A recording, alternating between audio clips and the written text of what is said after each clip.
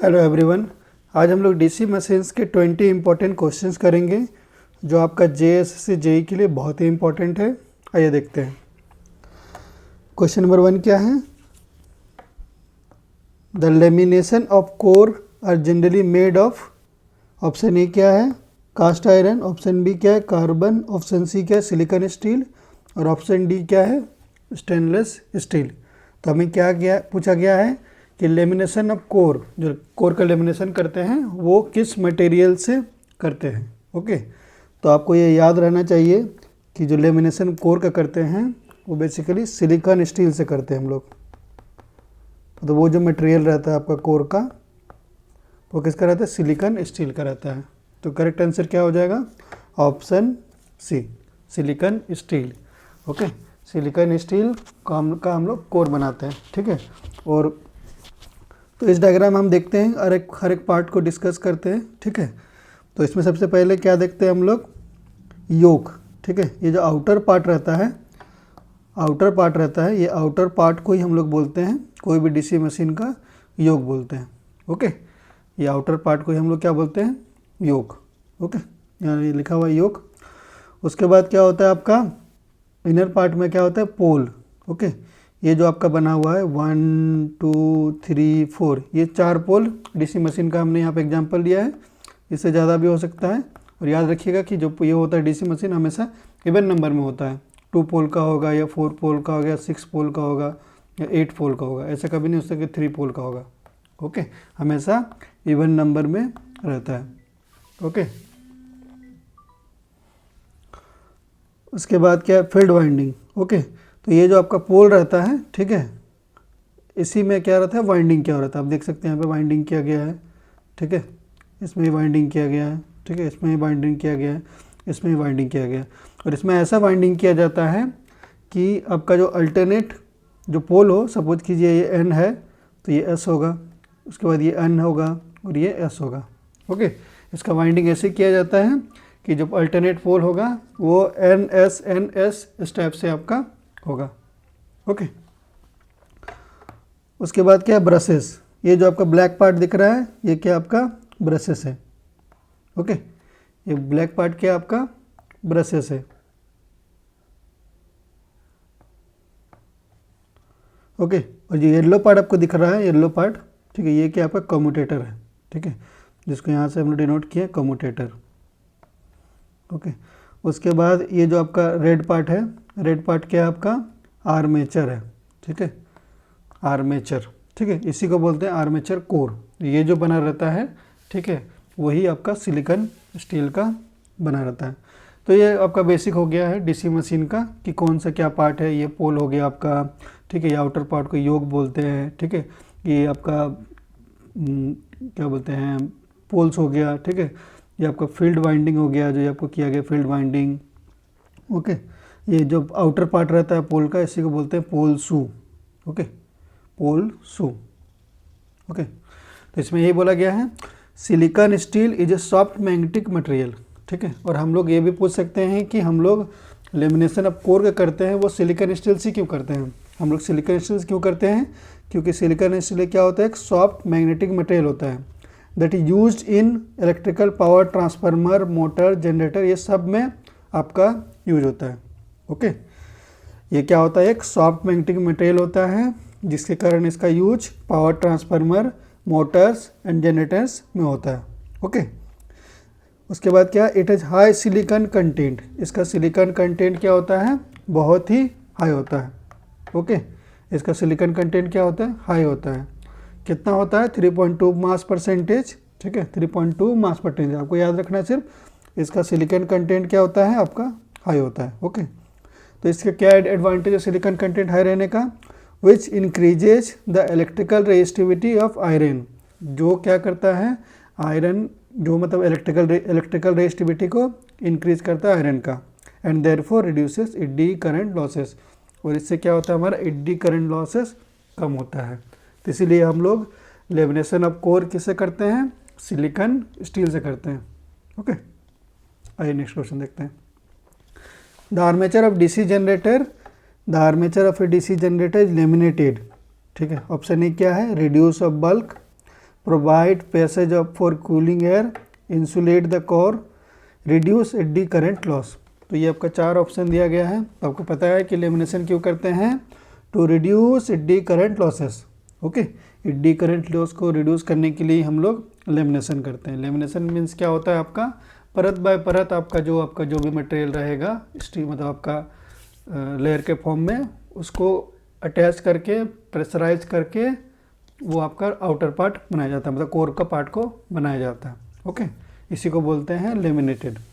Okay, तो देखते हैं एडी करंट लॉसेस के बारे में क्या बताया गया। Eddy current losses in a DC machine, according to Faraday's law of electromagnetic induction, when an iron core rotates in the magnetic field an EMF is also induced in the core. Faraday laws of electromagnetic induction हिसाब से क्या होता है, जब भी कोई iron core rotate करता है, मतलब ये जो आपका पार्ट है, ये जो रोटेटिंग पार्ट है अंदर वाला, ये जब भी रोटेट करेगा आपका, ओके, इन मैग्नेटिक फील्ड कौन प्रोवाइड कर रहा है, ये जो आपका पोल है, ये पोल है, ये पोल है, ये पोल है, ये पोल है। ओके, ये जब आपका मैग्नेटिक फील्ड इसमें प्रोवाइड करेगा और रोटर वाला पार्ट रोटेट करेगा, तो इससे क्या होगा, एक ईएमएफ इंड्यूस्ड होगा। यही Faraday's law of electromagnetic induction बोलता है। Okay, similarly when armature rotates in the magnetic field, the small amount of EMF induced in the core which allows the flow of charge in the body due to conductivity of the core। Okay, वैसे अगर armature rotate करेगा magnetic field में, तो इसमें भी EMF induced होगा core में। Okay, this current is useless for the machine. ये जो करंट आपका रिड्यूस हो रहा है सेकंड पार्ट में, ये क्या होता है, यूजलेस होता है for the machine. This loss of current is called eddy current. तो जिसके कारण इस जो करंट का लॉस होता है, इसके कारण उसी को बोलते हैं AD current loss. This loss is almost constant for the DC machine. ये आपको याद रखिएगा, एडी करंट लॉस क्या होता है आपका डीसी मशीन में, कांस्टेंट होता है।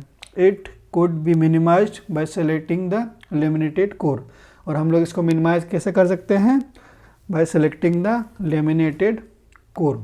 लेमिनेटेड कोर से हम लोग इसको मिनिमाइज कर सकते हैं। ठीक है, तो क्वेश्चन में क्या पूछा गया था, the armature of DC generator is laminated to reduce eddy current loss. Eddy current loss को मिनिमाइज करने के लिए लेमिनेशन करते हैं डीसी जनरेटर या डीसी मोटर में। ओके, नेक्स्ट क्वेश्चन देखते हैं। The field coil of DC generator are usually made of. Field coil जो होता है डीसी जनरेटर का, वो किसका बना रहता है, वो बना रहता है आपका बेसिकली कॉपर का। Okay, field coil of DC generator किसका बना रहता है, ये जो आपका फील्ड कॉयल है, ठीक है, ये जो आपका फील्ड कॉयल है, ठीक है, ये जो कॉपर वर्क किया गया है वो किसका बना रहता है, कॉपर का रहता है। और इसका कॉपर का क्यों रहता है, क्योंकि कॉपर हैज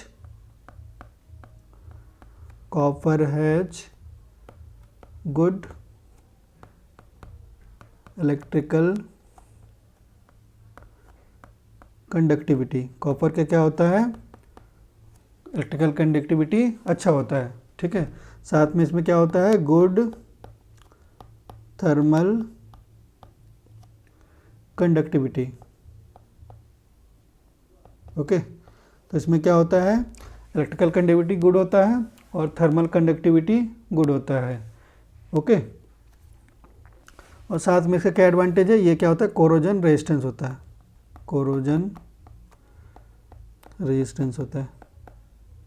ओके, इसीलिए जो फील्ड कॉयल होता है डीसी जनरेटर का, वो जनरली कॉपर का बना होता है। ओके, तो करेक्ट आंसर क्या हो जाएगा, option B. In a commutator, option A क्या है, copper is harder than mica. Option B क्या है, mica and copper are equally hard. Option C क्या है, mica is harder than copper. Option D क्या है, नन ऑफ दीज। तो commutator में क्या होता है, अब याद रखिएगा, mica is harder than copper.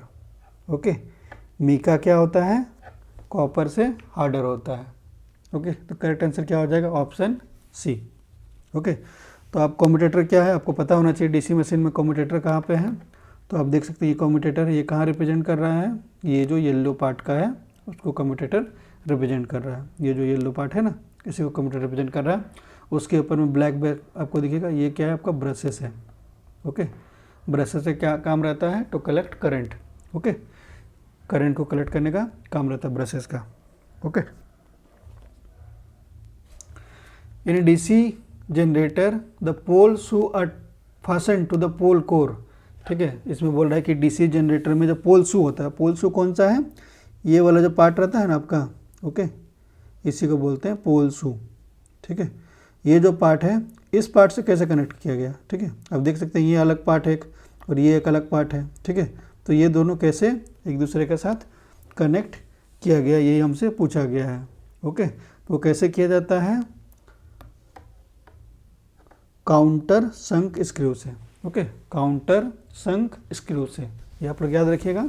In DC generator the pole shoes are fastened to the pole core by countersunk screw. Countersunk screw से हम लोग करते हैं। ओके, और ये आपका जो पोल शू है इसका काम क्या होता है, पोल शू का क्या काम होता है, it distributes the flux in the air gap uniformly.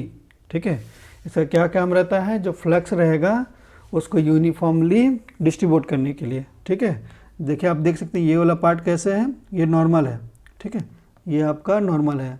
ठीक है, तो जब भी कोई मशीन रोटेट करेगा तो इसके सारे पार्ट में तो इक्वल आपका फ्लक्स नहीं मिलेगा।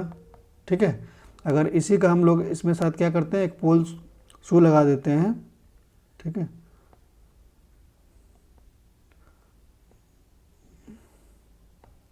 ओके, अगर ऐसे करके पोल शू लगा देते हैं जिसका जो आउटर पार्ट क्या है, कर्वी है। ओके, यहाँ देख सकते हैं क्या है, कर्व है एक्चुअली आपका।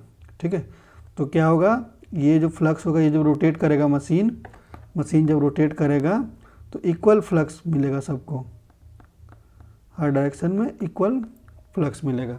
ओके, इसीलिए हम लोग पोल शू लगाते हैं। ठीक है, क्यों पोल शू लगाते हैं, air to distribute the flux in the air gap uniformly. ये जो आपका बीच में एयर गैप रहता है, ठीक है, आप देख सकते हैं ये रोटेटिंग पार्ट है, ये वाला पार्ट क्या आपका फिक्स्ड पार्ट है।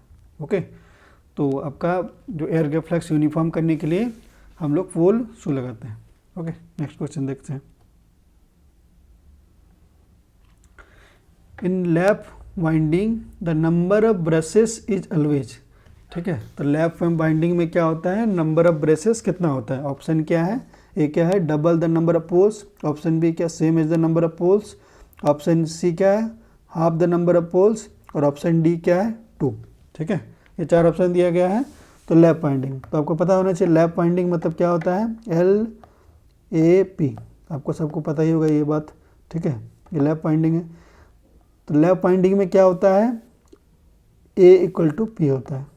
ओके, A = P, और A क्या होता है, नंबर ऑफ पैरेलल पाथ।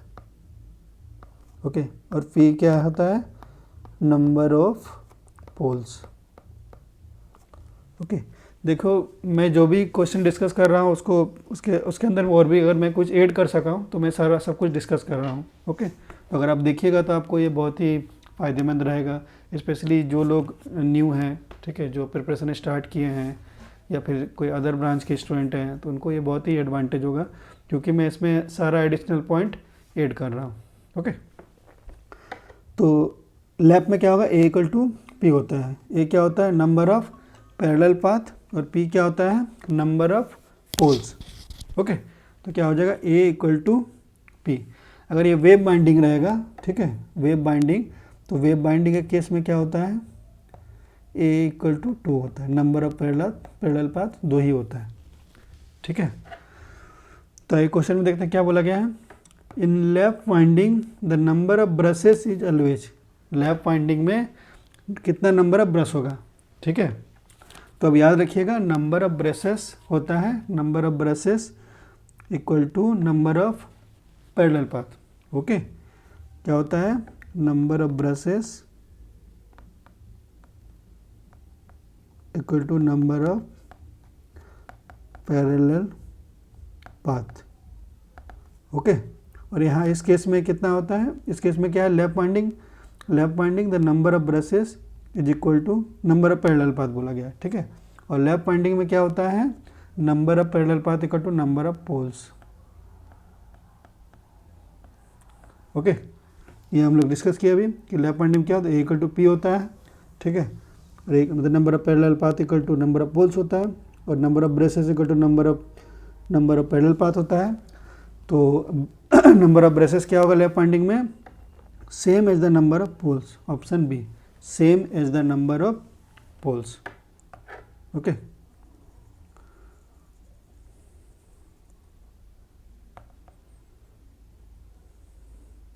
तो ये देखते हैं ब्रशेस के बारे में। Okay, the function of brushes in DC machine is to collect the current. ठीक है, ब्रशेस का क्या काम रहता है डीसी मशीन में, to collect the current from commutator segment, commutator segment से करंट को कलेक्ट करने का काम करता है brushes. Therefore the number of brushes in DC machine equal to the number of parallel path, इसीलिए number of brushes DC machine में कितना होगा, नंबर ऑफ पैरेलल पाथ, जो मैंने आपको बताया अभी कि जितना आपका पैरेलल पाथ होगा उतना ही नंबर ऑफ ब्रशेस होगा, मतलब ये बोलना चाह रहे हैं number of brushes equal to number of parallel path. अब दो बाइंडिंग हमने लिया, एक वेव बाइंडिंग लिया है और लैप बाइंडिंग लिया, ठीक है, दोनों को डिस्कस करते हैं। ठीक है, in wave winding the number of parallel path is 2, आपको पता है क्या होता है कि number of A equal to 2 होता है वेव बाइंडिंग में। ठीक है, और लैप बाइंडिंग में क्या होता है, ए इक्वल टू पी होता है। ओके, तो in wave winding the number of parallel path is 2, number of parallel path कितना होता है, 2 होता है। Therefore the number of brushes is also 2, इसलिए क्या होता है, नंबर ऑफ ब्रशेस भी वेव बाइंडिंग में 2 होता है। अगर आपसे यही पूछा जाता या लैप के बदले in wave winding the number of brushes is, तो आप क्या आंसर डालते, आंसर मारते हो ऑप्शन डी, लेकिन यहाँ पे हमें क्या पूछा गया, लैप बाइंडिंग, इसीलिए same as the number of poles correct answer होगा। ओके, अब लैप बाइंडिंग है, in lap winding the number of parallel path is equal to poles. Lap winding में क्या होता है, जितना आपका नंबर ऑफ पोल्स होगा उतना ही नंबर ऑफ पैरेलल पाथ होगा। Therefore the number of brushes is also equal to poles, इसलिए नंबर ऑफ ब्रशेस क्या होगा, नंबर ऑफ पोल्स होगा। यही क्वेश्चन में पूछा गया था, लैप बाइंडिंग में नंबर ऑफ ब्रशेस कितना होगा, same as the number of poles. Okay, अब कुछ इंपॉर्टेंट पॉइंट है जो लैप और वेव बाइंडिंग के लिए आपको एडिशनल इन्फॉर्मेशन होना चाहिए। पहला क्या डिफरेंस है, the lap winding can be defined as coil that can be back toward the succeeding coil. Lap winding में क्या होता है, कॉयल जिसको हम लोग लैप बैक कर सकते हैं सक्सीडिंग कॉयल के साथ। ओके, इसको लैप वाइंडिंग बोलते हैं। The wave winding can be defined as the loop of the winding that can be formed from the signal shape. Okay, ये दोनों में पहला डिफरेंस है। the number of parallel path is equal to the total number of poles। इसमें क्या होता है, lap winding में a इक्वल टू p होता है, लेकिन वेव बाइंडिंग में क्या होता है, a इक्वल टू p होता है लैप बाइंडिंग में, और वेव बाइंडिंग में क्या होता है, a इक्वल टू 2 होता है। Okay, another name of lap winding is multiple winding, otherwise parallel winding। दूसरा नाम क्या है लैप वाइंडिंग का, मल्टीपल वाइंडिंग या फिर पैरेलल वाइंडिंग रहता है। तो आप लोग को ये पता होना चाहिए कि मल्टीपल वाइंडिंग और otherwise parallel winding, parallel winding में तो बोला जा रहा है कि आपका जो भी बहुत सारा आपका जो क्या बोलते हैं वाइंडिंग रहेगा वो क्या होता है, पैरेलल में इसको हम लोग कनेक्ट कर सकते हैं। ठीक है, पैरेलल में कनेक्ट कर सकते हैं मतलब बोलना चाह रहा है, ठीक है, सपोज कीजिए लैप जैसे वेव बाइंडिंग है, ठीक है, तो वेव बाइंडिंग में क्या होगा आपका, ए इक्वल टू 2 है, नंबर ऑफ पैरेलल पाथ 2 है। तो जैसे हम लोग देख सकते हैं ये एक वाइंडिंग है, 2 वाइंडिंग है।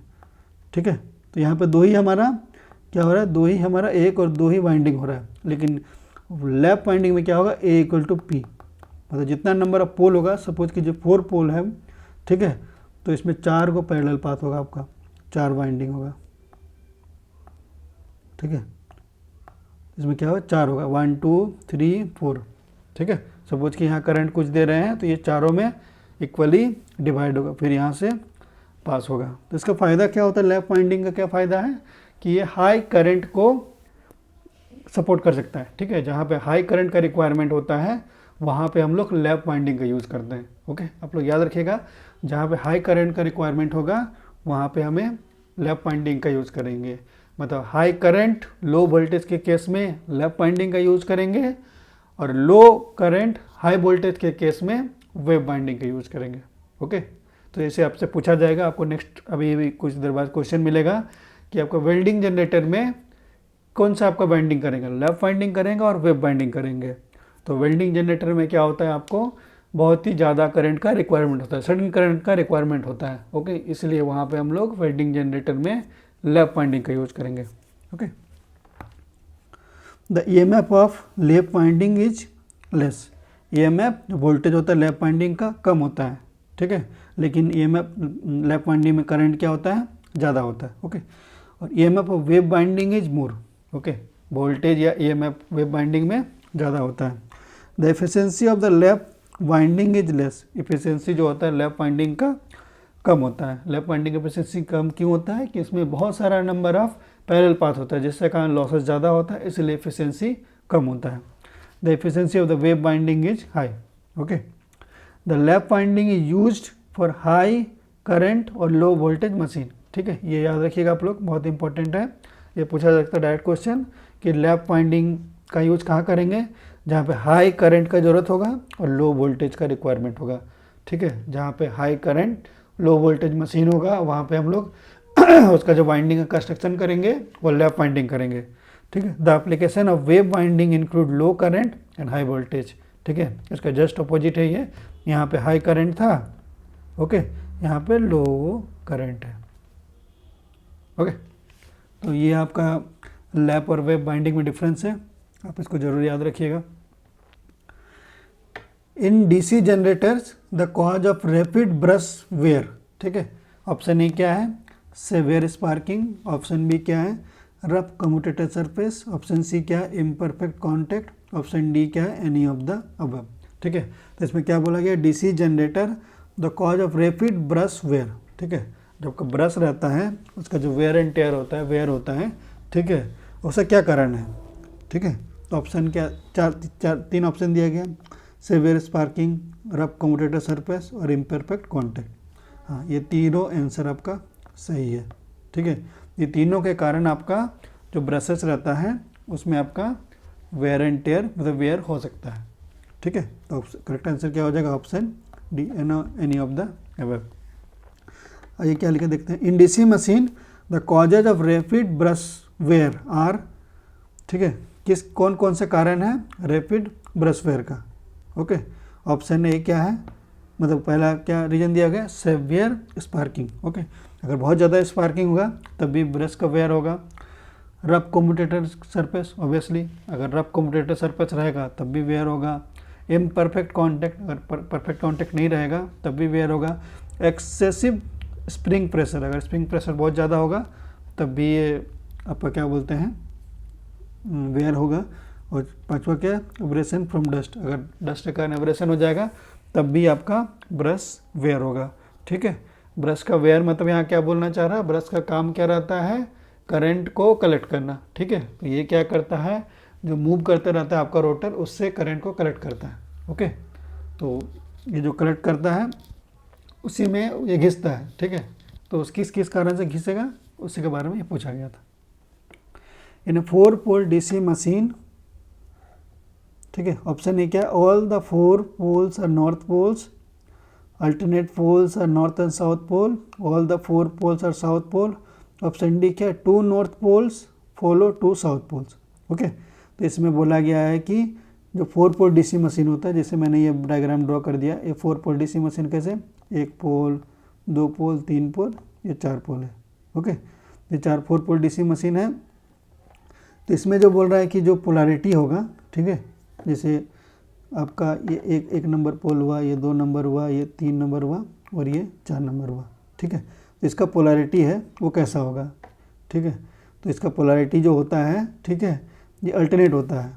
ठीक है, ये अगर ये एन हुआ तो इसके सामने वाला एस होगा। ठीक है, ये एन है तो इधर भी एस होगा, इधर भी एस होगा। ठीक है, ये एस है तो इसका इधर एन होगा, इसका इधर एन होगा। ठीक है, मतलब एन एस ऐसे करके चलेगा, एन एस ऐसे करके चलेगा आपका। ठीक है, तो मतलब अल्टरनेट नॉर्थ पोल और साउथ पोल होता है। ओके, यही क्वेश्चन पूछा गया इन 4 पोल डीसी मशीन। ठीक है, क्या होगा, alternate pole are north and south pole. इस डायग्राम से आप देख सकते हैं, इसको हम लोग इसलिए ऐसा करते हैं नॉर्थ और अल्टरनेट साउथ पोल क्यों करते हैं? ताकि हमें जो इंड्यूस्ड ईएमएफ होगा वो हमें पीरियोडिक मिले, साइनोसॉइडल मिले। ओके, इसीलिए हम लोग alternate north and south induced करते हैं। ठीक है, ऐसा वाइंडिंग करेंगे ताकि हमें alternate north and south pole उसमें इंड्यूस्ड हो। ओके, तो करेक्ट आंसर क्या हो जाएगा? Option B, alternate poles are north and south pole. Okay, the above figure shows the construction detail of simple 4-pole DC machine.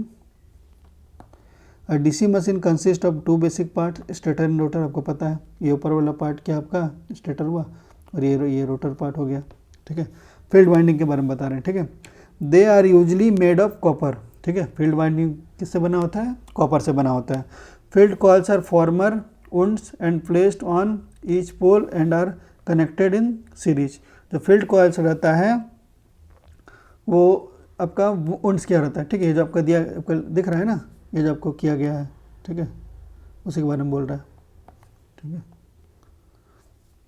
They are wound in such a way that when energized they form alternate north and south pole। ठीक है, ये सब आपका winding किया जाता है, ऐसे किया जाता है ताकि alternate north and south pole induced हो। ठीक है, the induced EMF in conductor goes through cyclic change. जो इंड्यूस्ड ईएमएफ होता है वो कैसा होता है?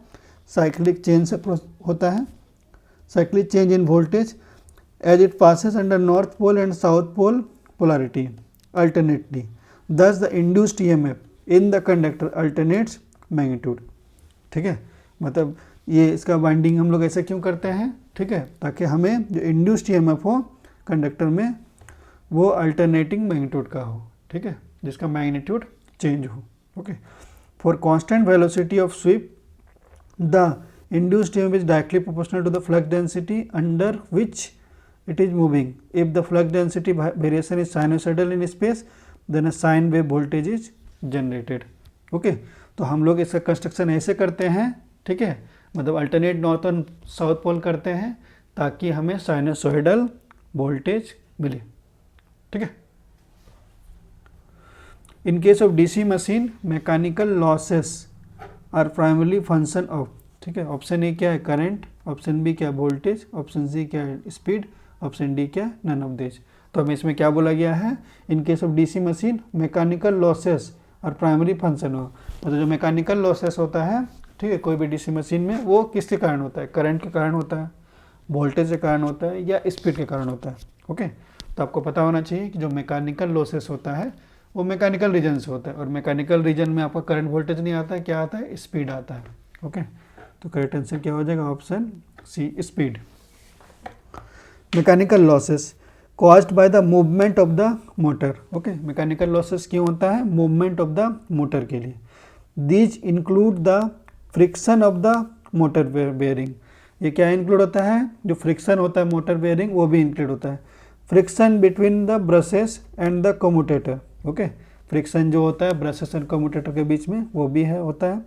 Drag of the rotor caused by the turbulence of the air around it. ठीक है, क्योंकि आपका फिक्स्ड पार्ट और मूविंग पार्ट है, मतलब जो स्टेटर रोटर है उसके बीच में एयर गैप भी होता है, उस एयर के कारण भी बहुत बार ऑसिलेशन वगैरह ये सब होता है, उसके कारण भी लॉसेस होता है। ठीक है, तो मेन रीजन क्या है? स्पीड है। ठीक है, the losses associated with mechanical friction of the machine are called as mechanical losses. ठीक है, जो मैकेनिकल फ्रिक्शन के कारण लॉसेस होगा उसी को बोलते हैं हम लोग mechanical losses. These losses occur due to friction in the moving part. Moving part में फ्रिक्शन के लिए होता है of the machine like bearing, brushes, etc. And windage losses occur due to the air inside the. ठीक है, तो हमें बहुत बार आपको पता है फ्रिक्शन इन विंडेज लॉस बोलते हैं। ठीक है, फ्रिक्शन क्या होता है? मूवमेंट के कारण होता है। ठीक है, और विंडेज क्या? जो एयर होता है, एयर गैप रहता है, उस एयर के कारण विंडेज लॉस होता है। These losses are usually very small, about 15% of the full load loss. जो टोटल लॉस होता है कोई भी मशीन में, ठीक है, उसका 15% सिर्फ होता है losses. Okay, brushes of DC machine are made of. जो आपका डीसी मशीन का ब्रशेस रहता है वो किसका बना होता है? ऑप्शन ए क्या? कार्बन, ऑप्शन बी क्या? सॉफ्ट कॉपर, ऑप्शन डी क्या है? ऑप्शन सी क्या? हार्ड कॉपर, और ऑप्शन डी क्या है? All of the above. ठीक है, तो ब्रशेस ऑफ डीसी मशीन किसका बना होता है? आपका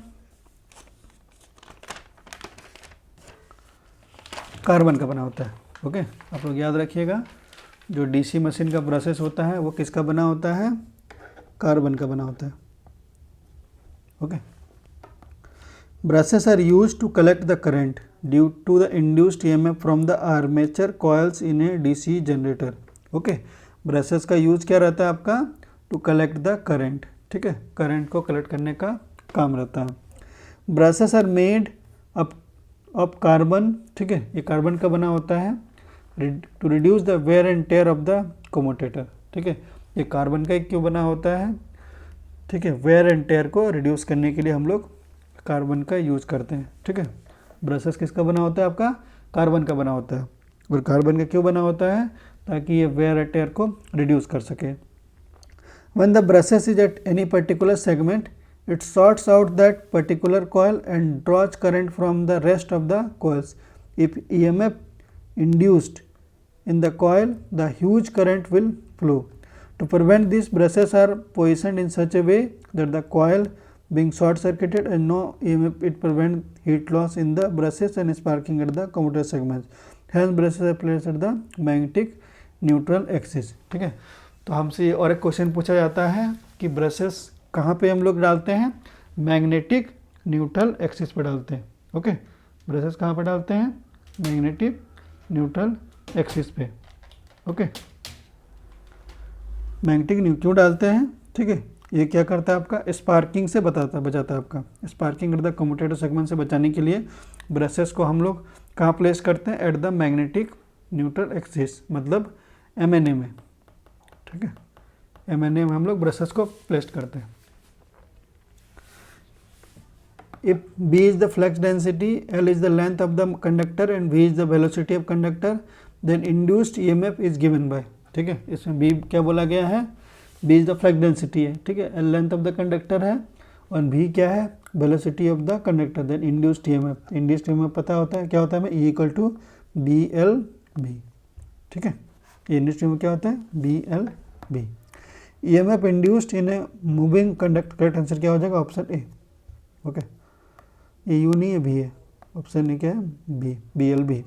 EMF induced in a moving conductor, the EMF induced is a straight conductor of length L moving with velocity v perpendicular to magnetic field B, क्या होता है, BLB होता है, where B and I are and V are mutually perpendicular, ये आपका तीनों क्या होता है, म्यूचुअली परपेंडिकुलर होता है, ठीक है। EMF किसके टर्म होता है, वोल्ट होता है, B क्या होता है, वेबर पर मीटर स्क्वायर होता है, I क्या होता है, ये L क्या होता है, L क्या होता है, मीटर होता है। ओके, B वेलोसिटी क्या, मीटर पर सेकंड होता है।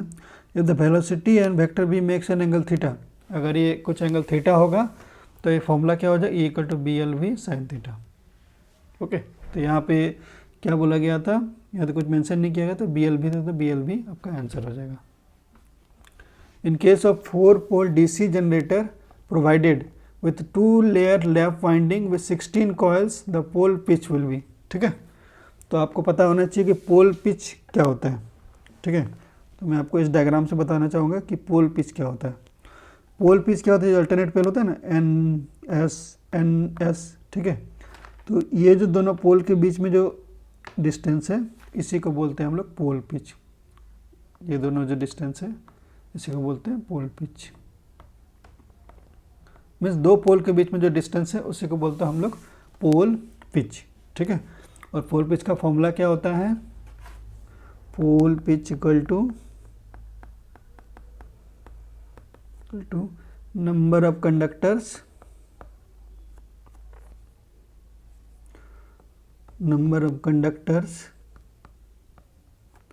divided by number of poles,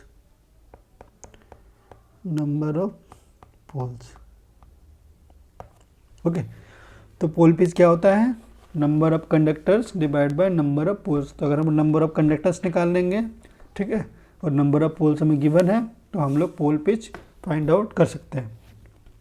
okay, तो इस क्वेश्चन में हम लोग देखते हैं कि हमें क्या दिया गया, इन केस ऑफ 4 पोल, तो हमें P कितना दिया गया है, 4, okay,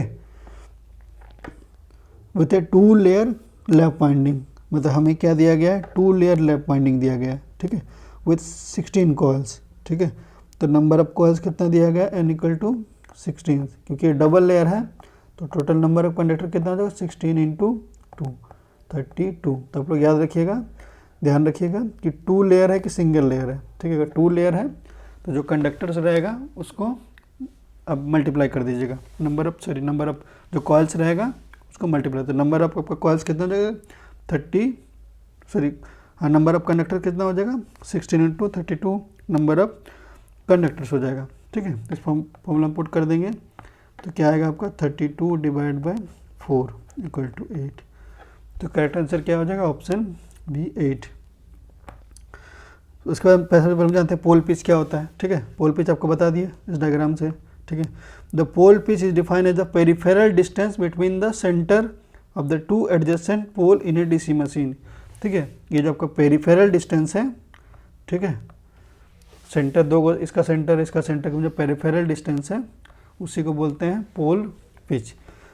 between 2 adjacent poles, 2 adjacent pole के बीच में आपका जो होगा, ठीक है, डिस्टेंस, पेरिफेरल डिस्टेंस, उसी को बोलते हैं pole pitch. The distance is measured in terms of armature slots और आर्मेचर कंडक्टर, ठीक है। जो डिस्टेंस मेजर करते हैं हम लोग किस में करते हैं, आर्मेचर स्लॉट्स या फिर आर्मेचर कंडक्टर, इसीलिए हम लोग यहाँ पे number of conductors find out किए थे।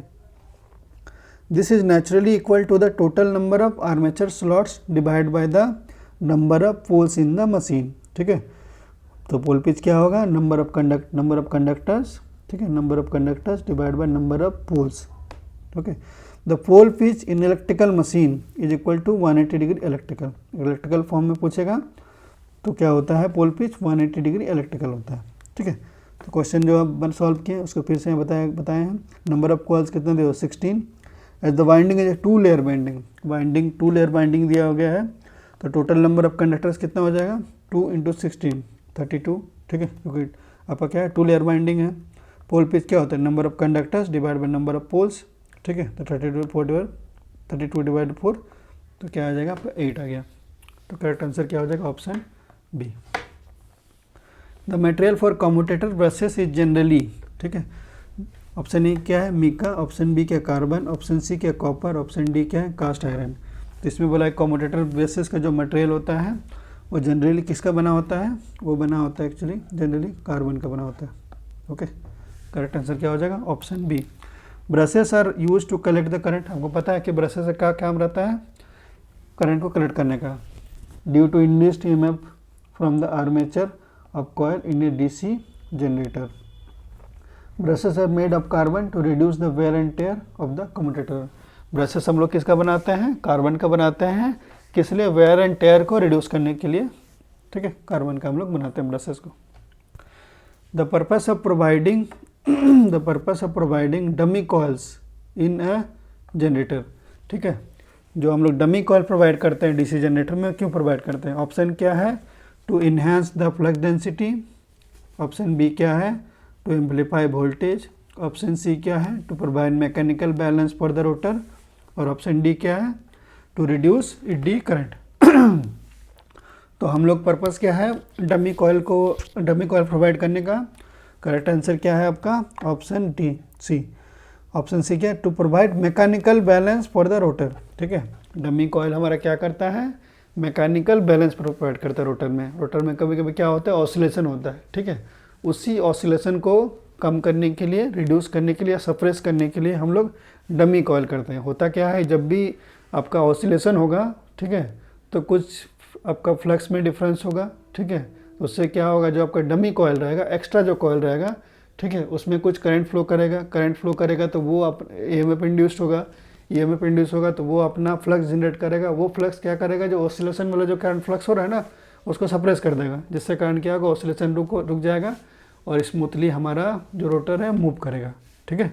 इसीलिए हम लोग डमी कॉइल लगाते हैं जिससे हमें मैकेनिकल बैलेंस मिलता है, okay. To provide mechanical balance for the rotor, okay, dummy coils are used with wave binding and are restored to when the requirement of the winding are not met by the standard armature punching available in the armature winding shop। Dummy coils हम लोग generally कहाँ use करते हैं, wave binding होता है, एक lap binding होता है और एक वेव बाइंडिंग होता है। तो हम लोग जनरली केस में वेव बाइंडिंग के केस में इसको यूज़ करते हैं, ठीक है। These dummy coils do not influence the electrical characteristics of the winding because they are not connected to the commutator. ठीक है, दूसरा इंपॉर्टेंट क्या है कि ये कम्यूटेटर से कनेक्टेड नहीं रहता है, डमी कॉइल्स सेपरेटेड रहता है। ठीक है, और ये कोई भी इन्फ्लुएंस नहीं करता है, कोई भी इलेक्ट्रिकल कैरेक्टरिस्टिक को इन्फ्लुएंस नहीं करता है। इसका इंपॉर्टेंस या इसका एग्जिस्टेंस तभी होता है जब कोई भी मैकेनिकल वाइब्रेशन हो या अनबैलेंस इन द रोटर हो, तभी इसका यूज होता है। Okay, they are exactly similar to the other coils except that their ends are cut short and tap. ठीक है, इसका जो आपका कॉइल्स रहता है वो कट शॉर्ट रहता है एंड टैप्ड रहता है। They are simply to provide mechanical balance. ठीक है, वहाँ हम लोग प्रोवाइड करते हैं सिर्फ मैकेनिकल बैलेंस प्रोवाइड करने के लिए इसको हम लोग डमी कॉइल्स को इंसर्ट करते हैं। For the armature because an armature having some slots without winding would be out of balance mechanically. ठीक है, कुछ स्लॉट्स हम लोग छोड़ देते हैं सिर्फ डमी कॉइल लगाने के लिए। ठीक है, ताकि ये मैकेनिकल बैलेंस बनाया सके डीसी मशीन में। ओके, तो इसमें याद रखिएगा। ठीक है, डमी कॉइल हम लोग क्यों यूज़ करते हैं? मैकेनिकल बैलेंस के लिए, और किस टाइप का बाइंडिंग के लिए यूज़ करते हैं? वेव बाइंडिंग के लिए। In DC generator the armature reaction results in, option A क्या है? Demagnetisation of the centre of the poles, magnetisation of interpoles, demagnetisation और demagnetisation of the leading pole tip and magnetisation of the trailing pole tip. Option D क्या है? Magnetisation of the leading tip and demagnetisation of the trailing pole tip. तो ये 4 option दिया गया है। ठीक है, in DC generator the armature reaction results इन। ठीक है, तो डीसी जनरेटर जो रहता है, ठीक है, उसमें जब भी आर्मेचर रिएक्शन होगा तो 2 टाइप का होगा, एक डीमैग्नेटाइजेशन होगा और एक मैग्नेटाइजेशन, दोनों होता है। ठीक है, तो आपको याद रखना है कि लीडिंग पोल टेस्ट में डीमैग्नेटाइजेशन होता है और ट्रेलिंग पोल में डीमैग्नेटाइजेशन होता है। ठीक है, तो करेक्ट आंसर क्या हो जाएगा इसका? Option C. ऑप्शन सी मतलब क्या होता है कि डीमैग्नेटाइजेशन क्या होता है? लीडिंग पोल टिप में होता है। ठीक है, और मैग्नेटाइजेशन किस में होता है? ट्रेलिंग पोल टिप में होता है। ठीक है, ये ऐसा क्यों होता है उसका रीजन यहाँ पर लिखा हुआ है। At the trailing pole tip the armature flux aids the main field flux. Okay, trailing pole tip में क्या होता है? आर्मेचर जो फ्लक्स होता है वो मेन फील्ड फ्लक्स को ऐड करता है। ठीक है, मतलब आर्मेचर फ्लक्स और जो आपका मेन फील्ड फ्लक्स है वो एक दूसरे को सपोर्ट कर रहा है। ठीक है, सेम डायरेक्शन में है। ठीक है, तो उस केस में क्या होगा? ट्रेलिंग केस में मैग्नेटाइजिंग हो जाएगा। ठीक है, तो ऑप्शन सी में क्या है? Second, magnetization at the poling at the magnetization of the trailing pole tip. तो यही इसमें बोला गया है। ट्रेलिंग पोल टिप में क्या होता है? Armature flux aids, okay, aids the main field flux and at the leading pole, और लीडिंग पोल में क्या होता है? Strengthening the, leading pole tip में क्या होता है? अपोजिट। ठीक है, लीडिंग पोल टिप में क्या होता है? अपोज करता है, इसलिए क्या होता है? लीडिंग में क्या होता है? डीमैग्नेटाइजेशन होता है। ठीक है, तो आप लोग याद रखिएगा कि आपका लीडिंग में क्या होता है? लीडिंग पोल टिप में क्या होता है? डीमैग्नेटाइजेशन। डीमैग्नेटाइजेशन डीमैग्नेटाइजेशन क्यों होता है? क्योंकि यहाँ पे आर्मेचर फ्लक्स क्या करेगा? अपोज करेगा मेन फील्ड फ्लक्स को। ठीक है, यहाँ अपोज करता है। ठीक है, और ट्रेलिंग पोल टिप में क्या होता है? ट्रेलिंग पोल टिप, ओके, यहाँ क्या करेगा? आप क्या होता है आपका? मैग्नेटाइजेशन। ये मैग्नेटाइजेशन क्यों होता है? क्योंकि आर्मेचर जो आपका फ्लक्स रहता है, आर्मेचर फ्लक्स एड्स, ठीक है, aids the main field flux. ठीक है, यहाँ पे क्या होता है? एडिशन होता है। ठीक है, तो आप लोग इसको याद रखिएगा। आर्मेचर रिएक्शन, अब आर्मेचर रिएक्शन किसको बोलते हैं? ठीक है, when the armature of the DC machine carries current, जब भी कोई आर्मेचर डीसी मशीन में करंट कैरी करेगा, the distributed armature winding produces its own EMF. The distributed armature winding जो रहेगा वो अपना ईएमएफ प्रोड्यूस करेगा, known as armature reaction. Okay, इसी को आर्मेचर रिएक्शन बोलते हैं। The demagnetizing component acts in the opposite direction reducing flux per pole in a machine which will ultimately reduce the generated EMF। तो demagnetising component क्या करेगा? Oppose करेगा। ठीक है, इससे क्या होगा? हमारा जनरेटेड EMF रिड्यूस करेगा। Effect of armature reaction, cross magnetization therefore sparking at the brushes. अगर क्रॉस मैग्नेटाइजेशन में क्या होता है? ब्रशेस में स्पार्किंग होता है। Okay, demagnetization in the generator, generated voltage and terminal voltage will decrease. ठीक है, डीमैग्नेटाइजेशन में क्या होता है, हमारा जनरेटर और टर्मिनल वोल्टेज रिड्यूस करता है। ठीक है, हमारे क्या होता है, generated voltage and terminal voltage will decrease. ठीक है, और इसके कारण क्या होता है, motor speed is increased and torque is decrease. ठीक है, इसके कारण क्या होता है, टॉर्क रिड्यूस करता है। ठीक है, armature reaction of N unsaturated DC machine is, option A क्या है, क्रॉस मैग्नेटाइजेशन, ऑप्शन बी क्या है, डीमैग्नेटाइजेशन, ऑप्शन सी क्या है, ऑप्शन सी क्या है, मैग्नेटाइजिंग, ऑप्शन डी क्या है, नन ऑफ द अबव। तो armature reaction of A unsaturated DC machine, ठीक है, जो आर्मेचर रिएक्शन होता है अनसैचुरेटेड, मतलब ऐसा डीसी मशीन जो सैचुरेट ना करे, तो उस केस में आर्मेचर रिएक्शन कैसा होता है, क्रॉस मैग्नेटाइजिंग होगा कि डीमैग्नेटाइजिंग होगा कि मैग्नेटाइजिंग होगा। तो आपको याद रखना है वो क्या होता है, क्रॉस मैग्नेटाइजेशन। ठीक है, option A cross magnetization. Okay, armature reaction का डेफिनेशन, एक और एक डेफिनेशन मैंने इस पर डाला है। ठीक है, वो क्या है, the effect of armature flux on main field flux is called armature reaction. ये बहुत ही सिंपल स्टेटमेंट है। ठीक है, आर्मेचर रिएक्शन क्या होता है, the effect of armature flux on main field flux is called armature reaction. Armature reaction MMF produces two undesirable effect on the main field flux and these are net reduction in the main field flux, जिसको हम लोग demagnetisation बोलते हैं, distortion of the main field flux wave along the air gap periphery. ठीक है, और क्या होता है, distortion of the main field flux, जिसको हम लोग क्रॉस मैग्नेटाइजेशन बोलते हैं। ओके, तो जब भी आपका आर्मेचर रिएक्शन होगा उससे क्या होगा, आपका जो आपका net reduction of the main field flux होगा पर पोल, और distortion of the main field flux होगा along the air gap periphery में। ठीक है, the armature MMF in DC machine is stationary with respect to field poles but rotating with respect to armature. Armature reaction of unsaturated DC machine result in cross magnetisation. Armature reaction जब भी आपका unsaturated DC machine में होगा वो क्या होगा, cross magnetising effect होगा। Okay, आइए नेक्स्ट क्वेश्चन देखते हैं। Equalizer rings are required in case of armature is. ठीक है, इक्वलाइजर रिंग का हमें रिक्वायर्ड होता है आर्मेचर रिएक्शन में। ठीक है, कैसा वाइंडिंग रहेगा, वेव वुंड रहेगा, लेप वुंड रहेगा, डेल्टा वुंड रहेगा या डुप्लेक्स विंड रहेगा। ठीक है, ये चार ऑप्शन दिया गया है। ठीक है, तो हमें पूछा गया कि इक्वलाइजर रिंग्स जो होता है वो किस केस में ज़रूरत होता है। तो आप याद रखिएगा, लैप वुंड जब भी रहेगा, ठीक है, ऑप्शन बी क्या, लैप वुंड में आपका जरूरत पड़ता है, मतलब जहाँ पे ए इक्वल टू आपका पी हो। ठीक है, number of parallel path equal to number of poles हो, उस केस में हमारा लैप वुंड, मतलब उस केस में हमारा इक्वलाइजर रिंग का रिक्वायरमेंट होगा।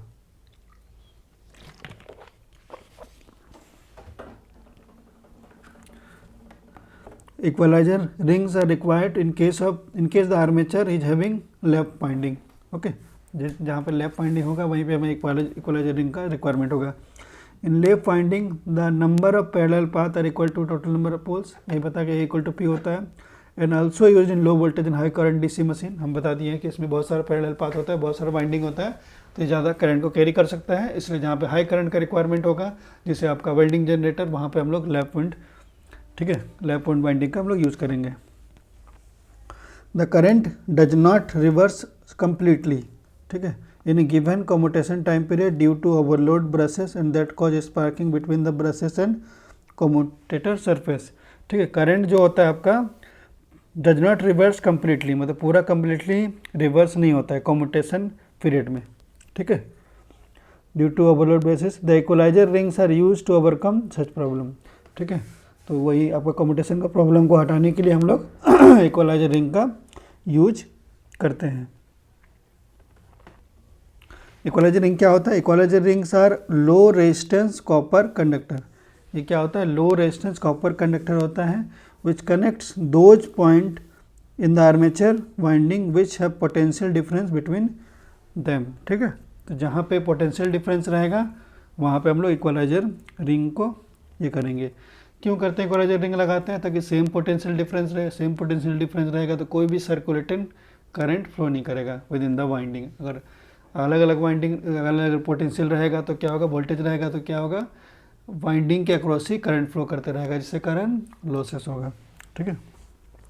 If there is a potential difference between such points the circulating current flows through equalizer rings rather than brushes. ठीक है, अगर पोटेंशियल डिफरेंस होगा तो क्या होगा, सर्कुलेटिंग करंट फ्लो करेगा इक्वलाइजर में। ठीक है, ब्रश में नहीं फ्लो करेगा, उसके बाद क्या होगा, इक्वलाइजर में फ्लो करेगा। Thus the equalizer rings are relieve the brushes to the circulating current. तो ये क्या करता है, इक्वलाइजर रिंग ब्रश में जो सर्कुलेटिंग करंट फ्लो होता है उसको बचाने के लिए हम लोग इक्वलाइजर रिंग को यूज करते हैं, by causing the latter bypassed by equalizer rings. ठीक है, अगर इक्वलाइजर रिंग लगा देते हैं हम लोग तो जो करंट होता है, सर्कुलेटिंग करंट होता है, वो ब्रश में नहीं जाता है बल्कि इक्वलाइजर रिंग में फ्लो करते रहता है। ठीक है, तो ऑप्शन में ही, क्वेश्चन में ही था equalizer rings are required in case of lap wound. ठीक है, लैप वुंड में हमें इक्वलाइजर रिंग का ज़रूरत पड़ता है।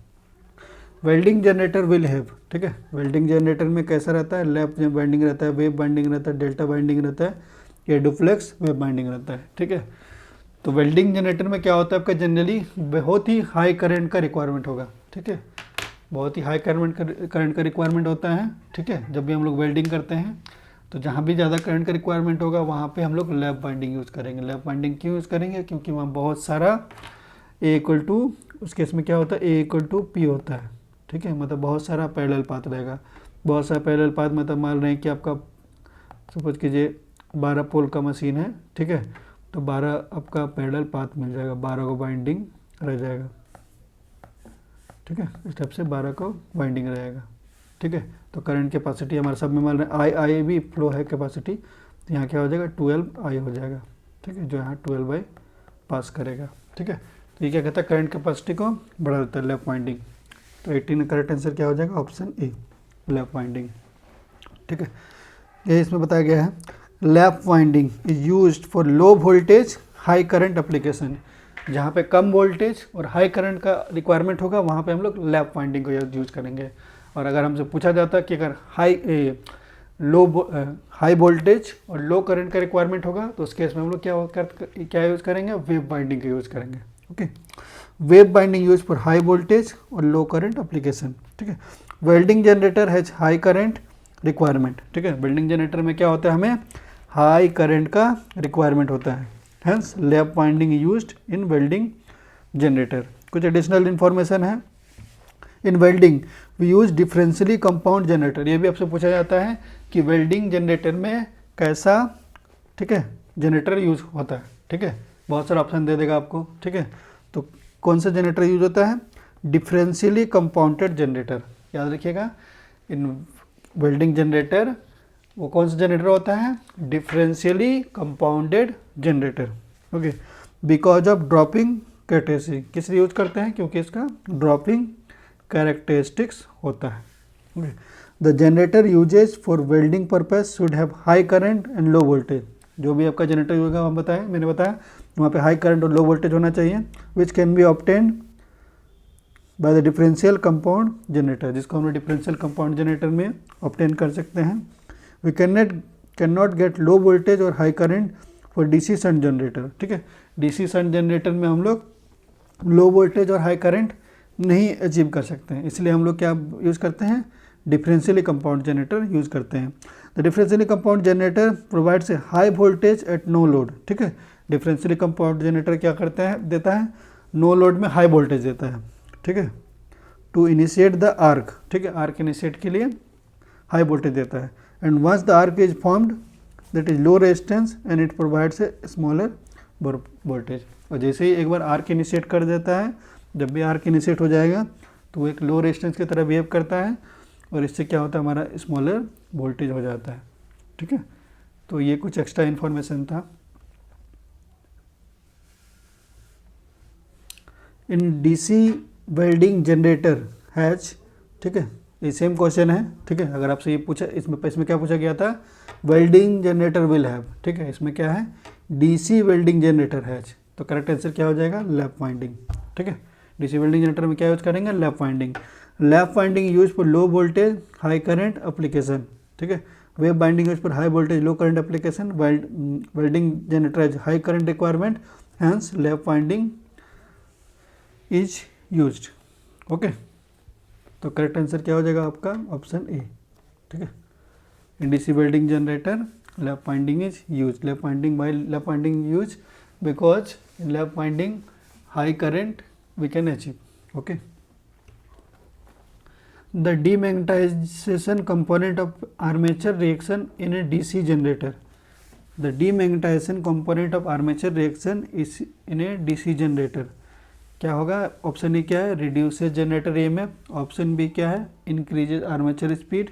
ऑप्शन सी क्या है? Reduces interpole flux density. Option D क्या है? Results in sparking trouble. Okay, ये 4 ऑप्शन दिया गया है। ठीक है, तो डीमैग्नेटाइजेशन में क्या होता है, मैंने बताया आपको कि ये रिड्यूसेस जनरेटेड EMF, मतलब ये भी जो भी जनरेटेड EMF रहेगा उसको अपोज करेगा, मतलब आर्मेचर फ्लक्स और मेन फ्लक्स, ठीक है, एक दूसरे को अपोज करेगा, जिससे कारण क्या होगा, जनरेटर EMF हमारा रिड्यूस कर जाएगा। ठीक है, तो 20 करेक्ट आंसर क्या हो जाएगा? Option A. ठीक है, the opposition of armature flux on the main field flux is known as armature reaction. ये आपका डेफिनेशन है। The armature reaction has 2 undesirable effect. Armature reaction का 2 अनडिजायरेबल इफेक्ट क्या है? The first is to reduce the main field flux. पहला क्या करता है, ये मेन फील्ड फ्लक्स को अपोज रिड्यूस करता है, जिसको हम लोग क्या बोलते हैं? Demagnetising effect. ठीक है, जो हमारा मेन फील्ड फ्लक्स को कम करता है उसको बोलते हैं demagnetising effect. And second it distorts the main field flux. ये क्या करता है? मेन फील्ड फ्लक्स को डिस्टॉर्ट करता है, called as cross magnetising effect, जिसको क्या बोलते हैं? Cross magnetising effect. तो 2 हमारा हो गया, एक क्या हो गया आपका? Demagnetising effect. ठीक है, दूसरा क्या हो गया आपका? Cross magnetising effect. तो यहाँ हमें क्या पूछा गया? डीमैग्नेटाइजिंग इफेक्ट में क्या करता है? ये जनरेटेड EMF को रिड्यूस करता है। ठीक है, तो करेक्ट आंसर क्या हो जाएगा? ऑप्शन ए। तो आज के लिए इतना ही। अगर आपको ये वीडियो अच्छा लगा तो वीडियो को ज़रूर लाइक करें और चैनल को सब्सक्राइब करें। Thank you.